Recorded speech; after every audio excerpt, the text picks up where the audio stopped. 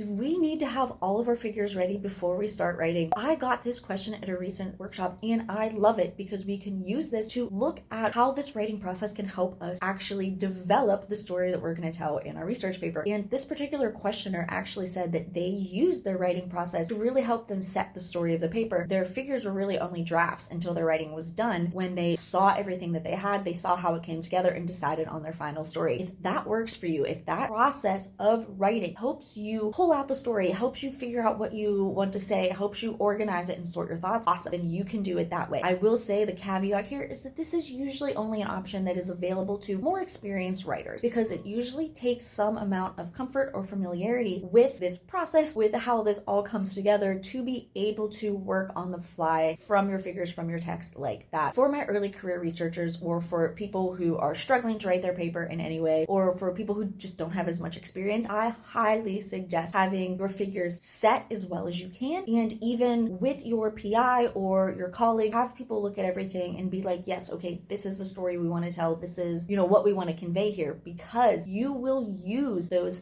figures to start writing your paper to get that text on paper. This just kind of depends on where you are in the writing process and how comfortable you are with writing. So really, we have these two different camps where you can be having your figures really set at the beginning to help you through the writing process and to help solidify that, or the whole other extreme where you actually use the writing process to set everything in the end anyway. So you can pick between those, or you can be somewhere in the middle depending on where you are. But if you're ever stuck, if you're ever having a hard time getting the text on paper, then definitely try to have those figures set and run them by other people and colleagues. If this was helpful for you, if this is interesting advice, follow me. I'm going to have tons more questions like this, and we have a new platform launching in August called Scribology. It's going to be able to eventually handle all of your academic writing needs. Follow along and happy writing.